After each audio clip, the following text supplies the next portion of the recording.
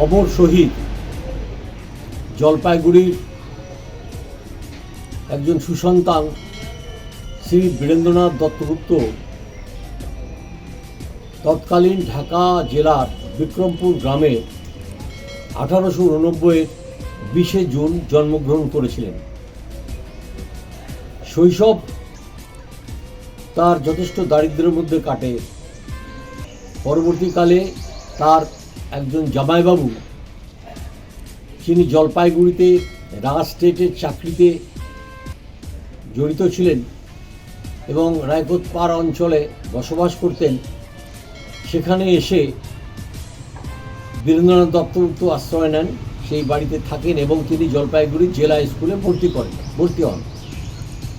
কিন্তু এর ইতিহাস নিয়ে, বীরেন্দ্রনাথ দত্তগুপ্তের ইতিহাস নিয়ে নানা রকম দোলাচল আছে। কেউ বলেন বাঘাযতীন এর সাথে বীরেন্দ্রনাথ দত্তগুপ্তের পরিচয় হয়েছিল জলপাইগুড়িতে থাকাকালীন। কেউ বলেন বীরেন্দ্রনাথ দত্তগুপ্ত যখন 1909 সালে কলকাতায় যান, তখন তার সাথে বাঘাযতীনের যোগাযোগ হয়েছিল। যাই হোক, ইনি অসুস্থ থাকার কারণে জেলা স্কুল থেকে ম্যাট্রিকুলেশন পরীক্ষা উনি দিতে পারলেন না। সেই অবস্থায় অসুস্থ শরীরে তিনি আবার ঢাকায় ফিরে গেলেন। তখন সুস্থ হওয়ার পরে বরদার সাথে তিনি কলকাতায় এলেন। কলকাতায় এসে তখন কলকাতায় ইংরেজদের ব্যাপক অত্যাচার।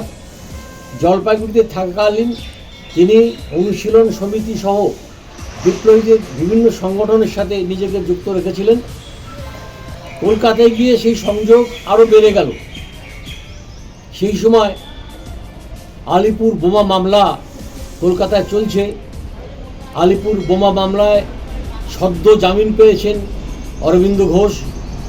এরকম একটা সময়ে তিনি কলকাতায়, এবং আলিপুরদুয়ার বোমা মামলার একজন ডিএসপি, যিনি একজন বাঙালি ছিলেন, শামসুল হক, সে ভদ্রলোক তাদের বিরুদ্ধে সাক্ষী দেওয়ার জন্য, ষড়যন্ত্রটাকে পোক্ত করার জন্য যত রকমভাবে বিপ্লবীদের উপর অত্যাচার করতেন শামসুল হক, সেই অত্যাচার চালাচ্ছিলেন।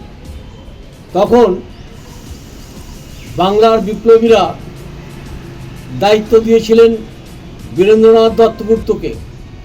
অনেকে বলেন দত্তগুপ্তকে দায়িত্ব দিতে হয়নি, তিনি চেয়ে নিয়েছিলেন দায়িত্ব যে শামসুল হককে তিনি করবেন। অবশেষে আলিপুর কোর্টে অলিন্দে 24 জানুয়ারি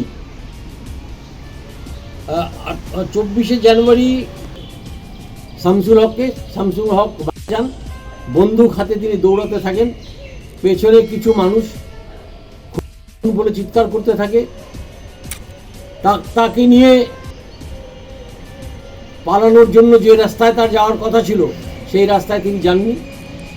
তিনি কিছুদিন পরেই একটি ঘোড়সওয়ারের কাছে তিনি ধরা পড়েন এবং তিনি মাত্র কয়েকদিনের বিচারে, এটা ঘটনা ঘটেছিল 24 জানুয়ারি, আর 20 ফেব্রুয়ারি তাকে মঞ্চে তোলা হয়। তার ভাই দাদা তার সাথে দেখা করতে এসেছিলেন জেলে। দাদাকে বলেন যে আমি খুব আনন্দের সাথে আমি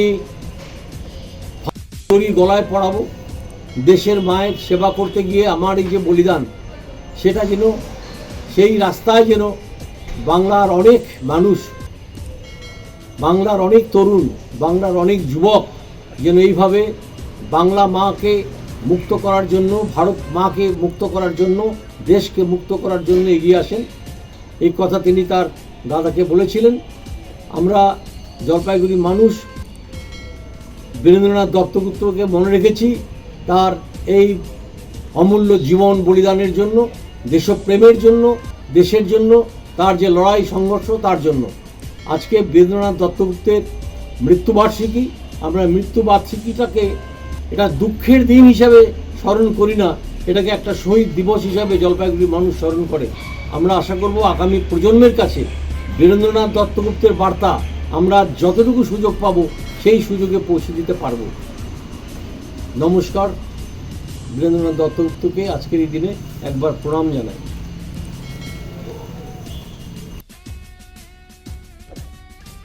আজকে আন্তর্জাতিক ভাষা দিবস।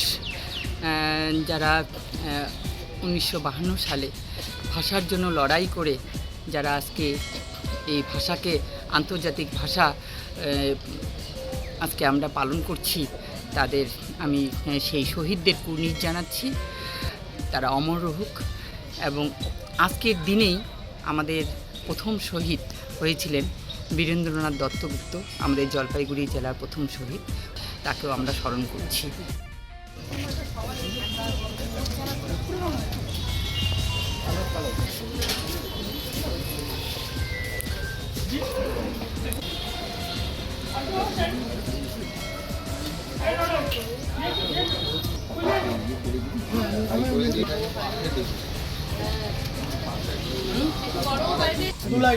হ্যাঁ হয় দাঁড়ান।